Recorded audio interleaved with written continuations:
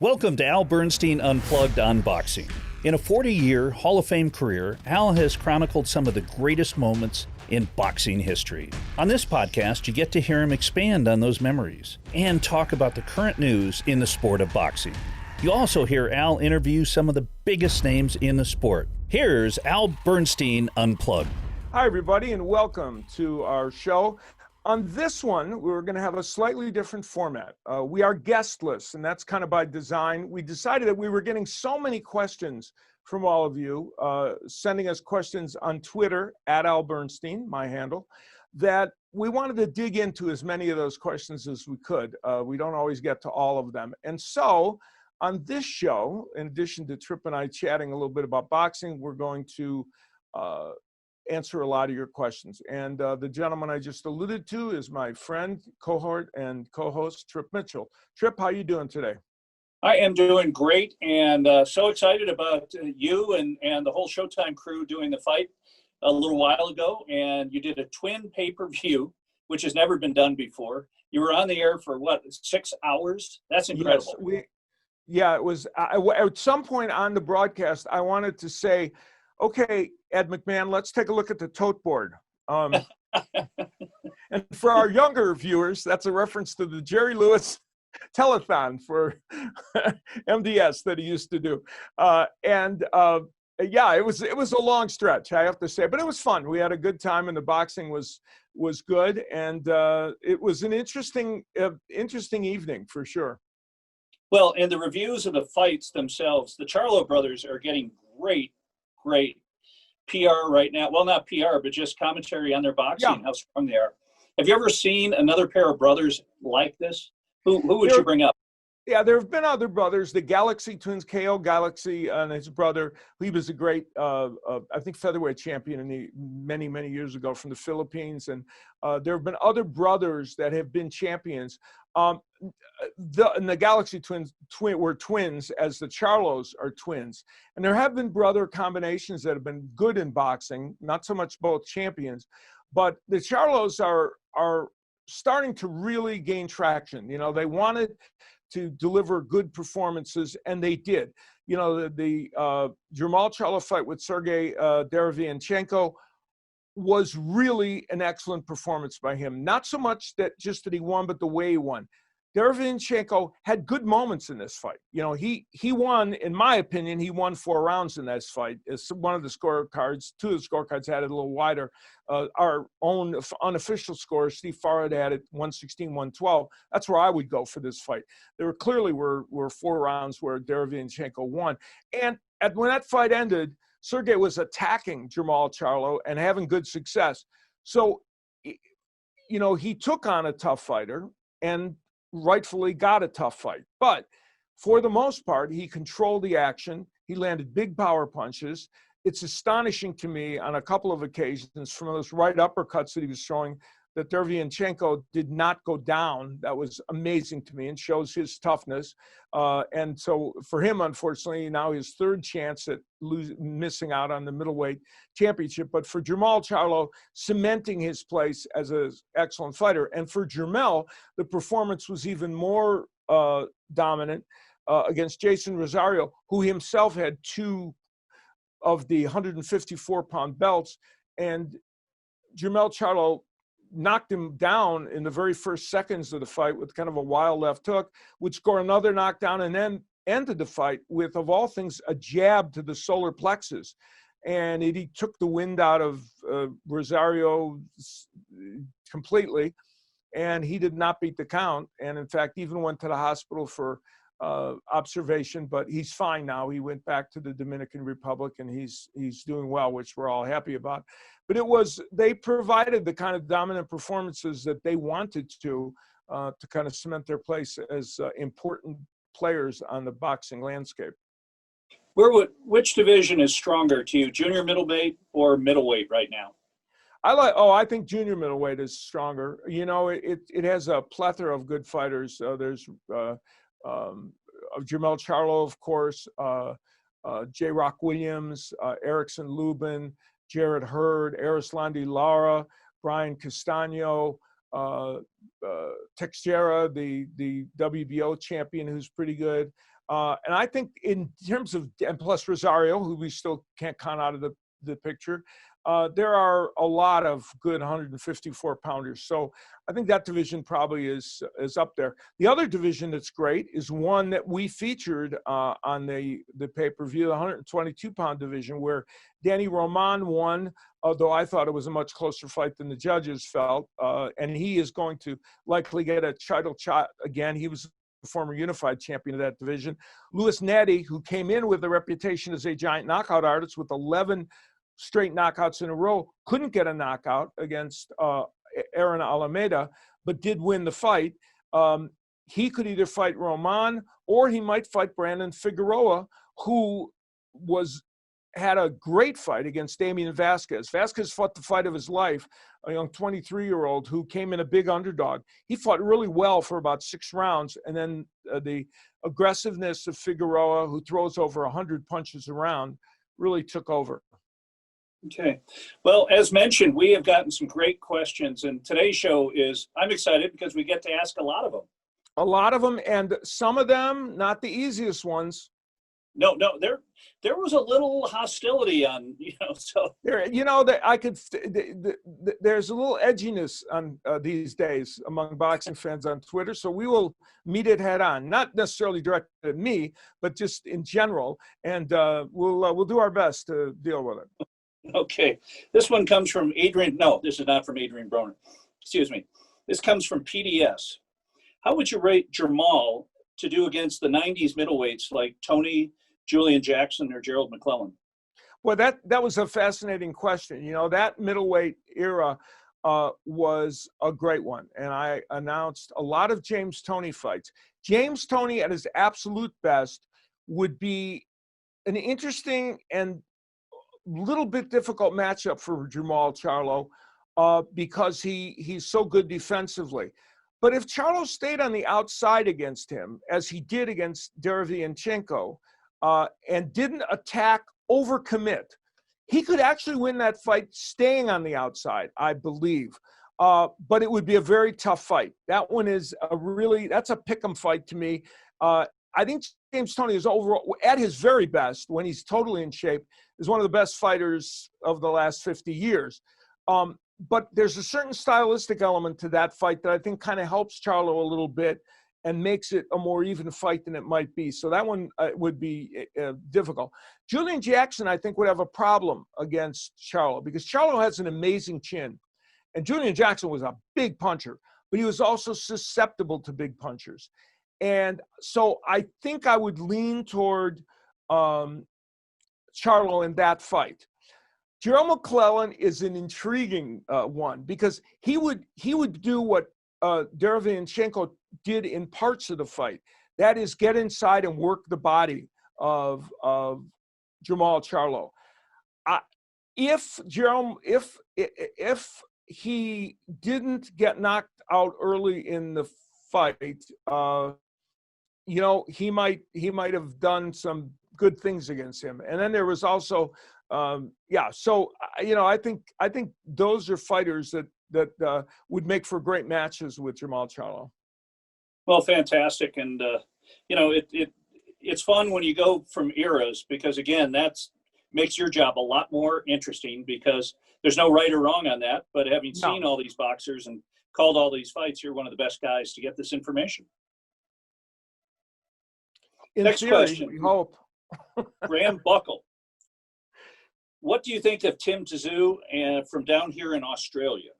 Yeah, that's the son of Costa Zhu, who, of course, I announced Costa Zhu's last fight when he fought Ricky Hatton and lost to Ricky Hatton in Manchester, England. That was an extraordinary night on every level.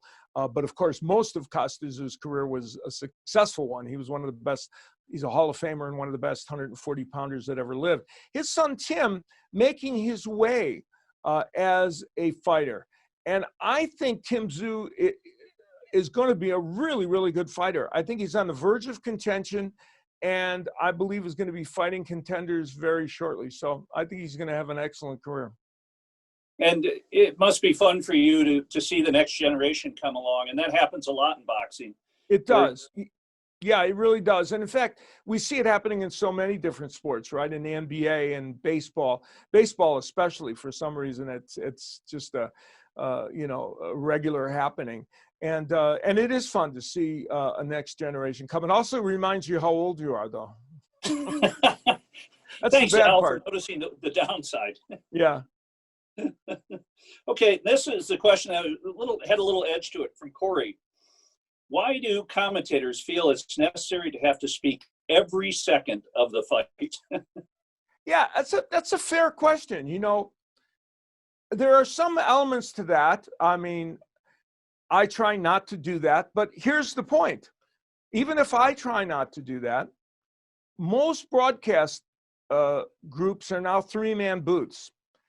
That adds to that situation because you have three people there who, even if they lay out, when they speak, that's part of the round where you're hearing a voice. So it's not always about announcers being verbose. It's about how many of them are doing the telecast. However, I would agree with Corey. We live in an age where sportscasters talk too much. It's a fact. On every sport, every single sport. One time I was doing a fight years ago, and I won't mention the broadcaster, but he was a play-by-play person who literally was filling up every second. And the producer of the show made this caustic comment to him. He said, "Could you give natural sound a chance?" So, and that's what Corey's saying, give natural sound a chance. And I really agree with him. And we do our best to try and monitor ourselves on our broadcast. Sometimes we succeed more often, sometimes we fail. But it has become a norm in sports and part of the problem too is that people have conversations. And if you're having a conversation, you're always talking. Now, we don't do that so much on our show. We don't have a lot of conversation. There is byplay between us, but we're not going to sit there and discuss the 154-pound division while the fight's happening. Some people do that in basketball, football, baseball. It's the norm now. So I'm with Corey though, and I want to be part of the solution, not the problem. I try to be, but it's an issue. So during the fights during the pandemic with no crowd versus having a big crowd, is it more important in your opinion to talk less with no crowd or talk less with a crowd? It's a very good question. And Mauro even alluded to the fact that at some point during the broadcast, he said, and we paused for a little bit, and he paused. He said, you can hear the punches, which you can. You literally can hear the punches. The temptation is probably to talk more because you don't have the crowd as an element. So when natural sound is happening, usually it's partially the crowd and partially other things, which makes it more interesting than the kind of silence you have now other than those punches landing. So it does place a challenge on broadcasters not to talk all the time. Yeah, and just on a personal level, when you watch basketball now with the crowd noise and hockey with the crowd noise, does it seem fake to you? Would you rather not? No, I actually don't mind it. I don't know how you feel. It doesn't bother me. They kind of stick it in underneath a little bit. I know it's canned, and yet after a while I forget it's canned. So I don't know. Does it bother you? It does, and it just I could see it going either way. Yeah, the guy with his keyboard, playing the sound. Yeah. But deciding what's exciting and what's not. I get that both ways. Yeah. And we don't think that boxing is going to get to the point where we have canned audience, I hope. Well, I think there is on Fox. If I'm not mistaken, they may have put some sound in. I can't remember. Okay. I should know that, but I can't remember. Well, Showtime is authentic. That's what we want to mention. Oh, we're trying to be. Okay. This comes from Fight Fan. What's next for Jermall Charlo? Yeah, here's so Erickson Lubin on August 19th or September 19th on our Showtime Championship Boxing beat Terrell Gachet. So as in a mandatory title elimination fight in which the winner would fight the WBC champion, which could have been either Rosario or Charlo, depending on who won. And of course, Charlo did. So if Jermall Charlo wants to keep the WBC title, he now also owns the WBA and IBF title. He would have to fight Erickson Lubin. Now, he has beaten Erickson Lubin already. He knocked him out in one round, a few years ago. Erickson Lubin has since matured, and he feels he's ready for a rematch with Charlo. So that is one fight that's open to him. The 154-pound division has a number of different options for him. I mentioned a lot of the fighters before. And Patrick Teixeira is the WBO champ. He might want to try and unify and get all of the titles. By the way, now with the TV networks controlling different fighters, is there a solution for that? Because, for instance, the Charlos now, both brothers might be top 10 pound for pound, but there's a lot of great fighters that they might not see because the other fighters are on different networks. How do you get past that? Well, yeah, for Jermall, it's less of a problem because of the promotional thing. Even though they have fought on both Fox and Showtime, both of them, but those networks get their source of their boxing from Premier Boxing Champions. For Jermall Charlo, almost all of the 154 pounders are within the PBC family. That's why he's been able to fight more of the contenders than Jermall Charlo has, because a lot of the middleweight, Canelo is off on DAZN and we don't know what promoter he's with now, depending on the lawsuit that he has. But and Golovkin's off with with DAZN, and Demetrius Andrade is over there, and so for Jermall Charlo, that's an issue. I think boxing is, some of those have started to be solved with Bob Arum and the ESPN folks making combined pay-per-views with Fox, and you can do it more on the pay-per-view level. If you have a fight that's on a pay-per-view level, it's a little tougher, though it's been done with fights that are less than pay-per-view. But we're all hoping that can be conquered a little more in boxing. We're seeing some signs of chipping away at that. That's fantastic, because it used to be promoters caused a lot of headaches and wanted to keep all the money for themselves. And now boxing can certainly use some great matchups. Well, and back in the 80s when everybody was fighting on over-the-air networks, nobody had an exclusive with the network. You'd see some fighter on CBS, but then 9 months later, you'd see them on the ABC Wide World of Sports. And then maybe 2 years later, you'd see them on NBC. So the networks weren't, involved. I think, to be perfectly candid, when the premium networks, HBO and Showtime, got involved, the promoters made more, they did more exclusivity with certain networks. Yeah. And this is a little inside, but why do you think HBO got out of boxing? I think it was their source of material was kind of fights was drying up a little bit. And I think they didn't have places to go for their product as much as they wanted. It just turned out some of the promoters had gone with other networks, and pretty soon, whether it was due to them not quite planning properly or just a quirk of fate and a circumstance they couldn't control, they were ending up with a situation where they weren't going to have the kind of product that they would want to make their subscribers happy with their boxing. And, in premium networks, it's about whether you're, when they do all those subscriber, surveys. Okay, questionnaire, sure. That's when questionnaires and surveys, that's when, if people keep telling you, I like the boxing, then you keep having the boxing. If all those people tell you they don't, then you're tempted not to have it. Now, I don't think that happened at HBO, but I think what happened, and this is just from my outside knowledge of it, I think it was partially the lack of product that wasn't available to them. And so you were able to be on HBO for the Mayweather Pacquiao fight. So you had your one well, time. I worked with HBO broadcasters. Yeah, and I was on there. Although you wouldn't have known the way I was introduced, but that's another question. I won't get into that. But the way the introduction went on the actual HBO portion of the broadcast was not shared of me. It wasn't shared with the same enthusiasm and grace that we extended to our colleagues on HBO. That's another. So did you think you were in the witness protection program at one point? It was a little bit like that, but that's okay. But I was on there, and I've been on HBO some other times, so I'm happy with that. Okay, that sounds great. Kevin McIntyre with a quick question. Watch the fantastic documentary that is on Sunny Liston. Just curious about what your thoughts about this poor guy's life.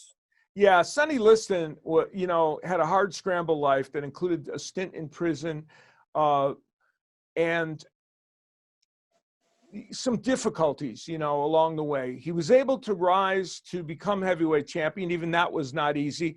He was frozen out by the people around Floyd Patterson from getting his opportunity. Once he did, of course, he twice knocked out Patterson, became champion, and then lost to Muhammad Ali twice. And also there are the Sunny Liston mob connections. There are his drug issues. And there many years ago, in the early 80s, I wanted to write a book about Sunny Liston. And I used to have lunch every time we did our weigh-in. I would have a breakfast/lunch with some of the old timers in Vegas. Mel Greb, who was a great matchmaker. Bob Martin, a great handicapper. Jack Franz, also a handicapper. And by the way, I thought these guys were having lunch with me because I was, a young guy announcing the fights, and they enjoyed my company. Witty banter. And maybe that was part of it. But I'm pretty sure now that Jack and Bob Martin were really just kind of picking my brain to see who they should bet on the ESPN fights. So. In retrospect, I'm not sure it was my sparkling personality that they wanted. Who bought lunch? That's the question. Who paid for it? Anyway, when I used to have lunches with them, I mentioned at one point that and they kind of started to, they liked me, and they were kind of Dutch uncles to me. And I mentioned that I wanted to do the book on Sunny Liston, and I'll never forget Mel Greb reaching his hand over to me and putting his hand on my, right here on my arm, and saying, "No, don't do that." And I said, "Why do you think?" He said, "Don't do it. It's too early for you to do it. Too many people are still alive, and you don't want to try and write that book right now." And I took that, and Bob Martin and Jack Franzi told me exactly the same thing. I didn't write the book. And there have been, now things written and done about them. But their point was there were too many people alive that wouldn't want things written about them. And if you accidentally did too good a job of researching that book, you'd be in trouble. So Sunny Liston, it was a troubled life, and he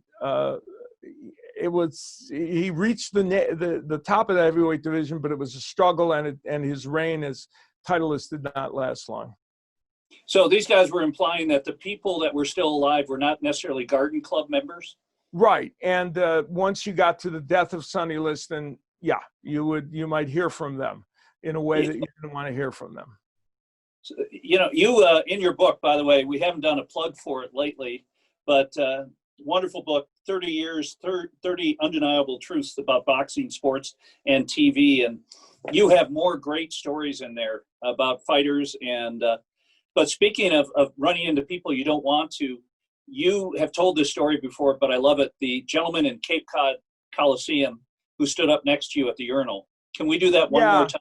My favorite. Yeah, that was a crazy story. What had preceded it was that there had been a blackout at the fight, which some people thought might have been dubious, that maybe the local promoter caused the blackout because his fighter wasn't doing well, and so when the lights came back on, people were fighting, and they, a lot of them had consumed quite a bit of alcohol, and it was crazy. And I went into, after the show was over, I went into the bathroom there. I was standing at a urinal, and a gentleman comes in dressed all in black leather with chains, and he comes next to me, kind of looked like an Italian mobster of some kind, right? Or a would-be Italian mobster, and reached into his pocket and pulled a very big handgun out and put it right on top of the urinal. Oh, and he went to the urinal right next to me, even though there were other urinals available. That's always a no-no. Yeah. When I saw him pull the gun out and put it on the top, I looked down and I was somewhat startled. And he looked over at me. He said, "So what did you think of the fight?" And I said, "What would you like me to think of the fight?"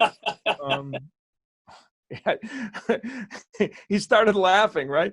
And we had a very brief conversation. I was hoping to get away from the urinal as soon as possible, but I was kind of in the middle of doing my business and I couldn't. He finished before me, strangely enough.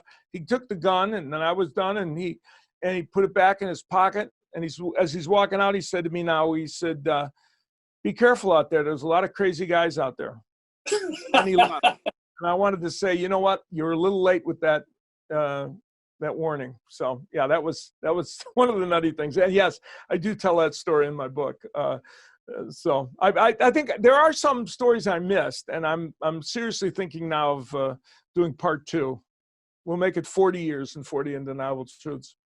Okay, perfect. And we joke with Wes before we go on the air that Wes was 11 when you talk about him in the book, and now he's 21 years old. So right, yeah. So it's been a while. That's right. He was an 11 or 12 years old, and he was a very different guy than he is now. Now he's almost a grown man.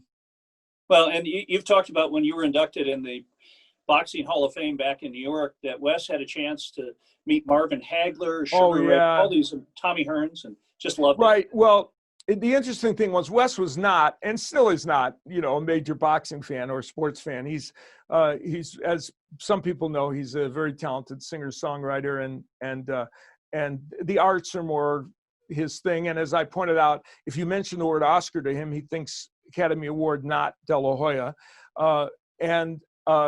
Back then, back then he was already doing acting. He had been acting. He had in theater and in other venues, and we were going to go to the Hall of Fame. And I said to him, I said, you're going to meet a lot of people. Oh, and we had been to another Hall of Fame that I was inducted in, and he came with us. And one of the former ex-champions, I think it was Bone Crusher Smith, looked at him and said, "Hey, show me your stance." Well, he had no stance, of course, but just by seeing what boxers done, he kind of came into a boxing stance, and I was really impressed. I was like, I didn't even know you ever saw a boxer. And I said, that was a very good performance. And he said, yeah. He said, I'm an actor. So when we were going to the Hall of Fame, I said, you're going to meet a lot of people. I said, I just want to tell you, some of these people are really, really famous, even though you might not know about them. Well, sure enough, we in the hotel where we were staying, there's Tommy Hearns and Marvin Hagler and Sugar Ray Leonard were all on the same floor, and they in this little tiny, they put you in this tiny little in Canastota, a little, it's like a Motel 6. It really is a small little thing. And so you're always around the people that you're seeing, and then there's a little hospitality suite there also. And so he was rubbing elbows with and got to be like friends with Tommy Hearns and Marvin Hagler and Sugar Ray Leonard, and they were also friendly with him, and they had fun with him. And he had a really nice, fun personality, which he still does. And so he was great with them. And at one point, I said to him, I said, those guys that he said to me at one point, he said, man, he said, those are nice guys. I really like them. I said, do you know at all who they are? He said, no, I know they were famous, right? I said, yeah. I said, there's about 10 million, 13-year-olds out there who would really love to be who you are right now, hanging out with them. So he had fun with Uncle Marvin and Uncle Tommy and Uncle Ray. That's perfect. And by the way, because Wes is going into the music business, tell him to remember that stance, because, you know, every once in a while, a quick poke in the head to a promoter or a record company guy makes life better, I think. Yeah, that's true. Yeah, right. That's right. And I'll remind him, use the jab. Yeah, exactly. Perfect. And then Apple Secure with a question. Here's one. How come you recycle names that lost to someone with a big name in boxing as if the loss makes them great? Boxing stats are void. Stop with the pound for pound arguments, fighting twice a year. Told you, fakes. So this is the one that's out there a little, had a little edge on it. Yeah, well, and he also mentioned fighters in there. I think, didn't he put Derevyanchenko and did. Gamboa, Jeff Horn, Kelly Brook, Horn, and yeah, and I actually sent a tweet back, and then I said I was going to answer it on here. The thing is, of course, to some degree, some of what he's written there is accurate. Sometimes people get recycled as opponents when they shouldn't, but you can't lump them all together like Sergei Derevyanchenko. It was perfectly good to have him fight, I think, to fight Charlo. He had lost by split decision twice for the middleweight championship, and showed us in the Charlo fight that he's still a very good fighter. I doubt that he will ever win a world title at this juncture at age 34, but he really fought parts of that fight very well. Now, in MMA, they are very conscious that somebody that loses a couple of fights should not be discarded. And oftentimes those people come back to make exciting fights. And that's where this gentleman is correct, but he's also partially wrong. If somebody makes exciting fights, they should be allowed to have several losses and still be put into good fights. And that's what mixed martial arts has done. And that has helped them. Boxing become too reliant on having the O next to your name. He is right that sometimes in boxing, we do recycle. It's kind of like baseball managers, right? Or football coaches. Sometimes sure, they all befuddled. Same guys get hired, yeah.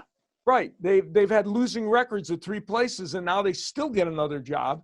And some young coach that might do better doesn't get a chance. So there's truth in what he says, but we have to be very careful not to overreact and generalize and say just because you have several losses, you can't still fight for a title. Now, Kell Brook is an interesting example. Many people believe Kell Brook is pretty much on the end of things. There are fighters that Kell Brooks can fight. They're talking about him fighting Bud Crawford. I don't know if Bud Crawford is somebody he can perform well against. That's a good question. There are other welterweights that he can, or 154 pounders. I just don't know if Bud Crawford is one of them. Yeah, and it's funny, just to follow up on that. In your book, you talked about a fighter who would he'd fight a couple. He was America's, in the entertainment, you had America's guest on TV. This guy was America's opponent, where he would go anywhere, anytime, fight, change his name if he needed to. And, and those characters. That was Bruce the Mouse Strauss. He was an opponent, official opponent. That's what he did. And he was just good enough where he could win. He won like 50% of his fights, which in boxing is not great, but he didn't throw fights. He just was overmatched frequently. And he used to say his job was to make sure if you had a young prospect, you bring me in. If he can't beat me, cut your losses, because he should beat me. And there were times when he'd beat those prospects because he was trying. There was a fight that I did for Sports Vision in Chicago, and Bruce was on it, and it was one of the ones he won. He fought the entire match with his back against the ropes, right above our broadcast position, and I mean almost 100% of the fight. And he would counterpunch off the ropes, and he ended up winning this 8-round fight. And I said to him afterwards, I said, Bruce, I said, Mouse, why did you fight in that one spot? He said, oh, Al, I love you. He said, I wanted to hear your commentary. A truer answer. Never been given in the sport. I'm like, thank you. I appreciate that. Have you ever had a situation where a fighter listens to you, or maybe a trainer, and you'll be harping on something during the round, and then the trainer will tell the fighter to do what you said? Well, that's probably happened. I don't know. I doubt that they're hearing me though, because I think mostly you can't hear the announcer unless you're right near them. But it is possible. I don't know, and I don't know if I should take credit for that anyway. I'm not sure. Not sure my commentary is that insightful, but sometimes maybe it's helpful. But yeah, I don't know. It's a good question. Well, now of course, in this current situation, I don't know, but that they can't hear us commentating. I haven't gotten like complaints about that because that would be distracting. Because I know we can hear them, better in the corners, and they have to whisper a little bit more because across the way the other guy could maybe hear them talk if they're too loud. Yeah, it'd be interesting to see. Things are different, but as usual, when you send out a request for questions, we get some great ones. Thanks to everyone. We did indeed. Did we complete our duties there? We did. All right, very good. Yeah, so that was fun. I'm glad we got a chance to do that. Now we will next week return with a vengeance with a guest, because we're going to have a great guest. Teofimo Lopez is going to join us, and that will be during the preparation week for his fight with Vasily Lomachenko. And that, of course, is a fight that we are all very, very much looking forward to and very excited about. And we'll get to talk to this young man who has just been an exciting and often flamboyant fighter with great power, and at a young age now getting a chance to challenge what many believe is the best pound-for-pound fighter in the world today. So it's going to be a lot of fun. And you and I will be here for it. My thanks to Trip for his fine work on this, and Lee producing for Let's Do Something Productions. And we will see you next time.